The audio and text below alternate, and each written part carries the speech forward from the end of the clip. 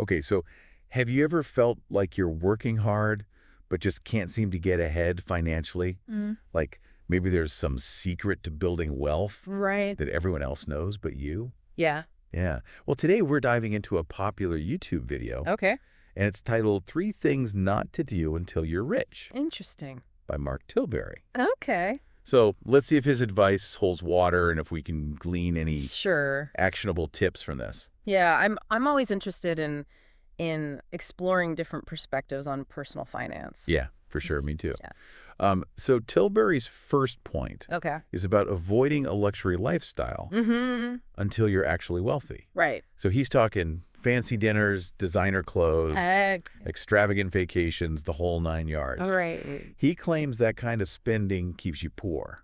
I see. Instead, he suggests investing in assets, Okay. like stocks or real estate. Yeah, Makes sense, right? absolutely. The core concept here is understanding the difference between assets and liabilities. Right. Assets like a house or stocks generally appreciate in value over time. Mm-hmm. Liabilities like a flashy car or that expensive designer bag typically lose value. Okay, so let's say I'm saving up for a down payment on a house. Mm-hmm. Does that mean I can't even buy a new coffee maker Right. until I'm a homeowner? Mm-hmm. Where's the line Yeah. between being responsible and, actually enjoying life? It's all about finding a balance. Delaying gratification is key, Right. but it doesn't mean living a life devoid of any pleasure. Right. Imagine you invest $50 a week in a diversified stock portfolio Oh. over 20 years with compounding returns that could grow to a significant sum. Right. That same money spent on weekly lattes might bring momentary joy, Yeah. but won't contribute to your long-term financial goals. I see your point. Yeah. It's like I might really want that fancy coffee every day. Yeah.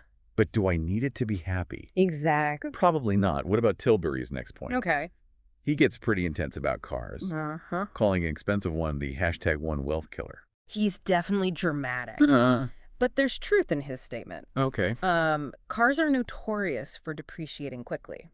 A brand new car loses a huge chunk of its value the moment you drive it off the lot. Yeah, so is he suggesting we all drive beat-up clunkers? Well, I get being frugal, but there's got to be a middle ground Yeah. between a Lamborghini and a car held together by duct tape, right? of course, safety and reliability should never be compromised. Right. A well-maintained used car can provide reliable transportation without breaking the bank. Mm-hmm. Plus, think of the insurance savings. Okay, that makes sense. Yeah. I'm also curious about the argument that Okay. a nice car can help you project an image of success, Mm-hmm. especially in certain industries. Right. Could that be considered an investment in a way? Image can be important, but it's a tricky area. Yeah. True success is built on financial stability, not a shiny facade. Okay. Imagine two entrepreneurs. One drives a flashy car but is drowning in debt. Mm. The other drives a modest car but has a solid financial foundation. Right. Who are you more likely to trust with a business deal? Definitely the one with a solid financial foundation. Exactly. That makes a lot of sense. All right, on to Tilbury's last point. All right. Oh. He says you should never lend money to friends or family. Mm. Only give it as a gift that seems Yeah. harsh. Lending money to loved ones can be fraught with complications. Right. It can strain relationships, especially if repayment terms aren't clearly defined. Yeah. Imagine lending a significant sum to a friend and then having to constantly chase them for repayments. Oh, yeah. It can create resentment and damage the friendship. So he's saying if you're going to help, just assume you'll never see that money again. It's about setting clear expectations from the start. Okay. If you're comfortable giving a certain amount as a gift, that's great. Right. But if you lend money expecting repayment, make sure to put everything in writing to avoid misunderstandings and potential conflict down the line. What if someone is truly struggling and you genuinely want to support them? But can't afford to just give away a large sum. There are other ways to help. Okay? You could offer a smaller gift, Yeah. help them create a budget, or connect them with resources like financial counseling services. Right. Sometimes offering guidance and support can be more valuable than a loan. This is a great reminder that even with good intentions, mixing money and personal relationships requires careful consideration. Absolutely. So we've covered Tilbury's 3 big don'ts on the path to financial success. Avoid a luxury lifestyle before you can truly afford it.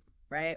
Skip the expensive car. Yeah. And think twice before lending money to loved ones. That's right. Makes you think. Tilbury offers some thought-provoking points. He does. But remember, personal finance is personal. Yeah. What works for one person might not work for another. Right. The key is to be mindful of your spending, align it with your values, and make choices that support your long-term financial well-being. Absolutely. And for you listening, what resonated with you most from Tilbury's advice? Yeah. What are your personal must-haves versus nice-to-haves? Good question. We'd love to hear your thoughts. Yeah. Thanks for joining us on this deep dive. Thanks for having me.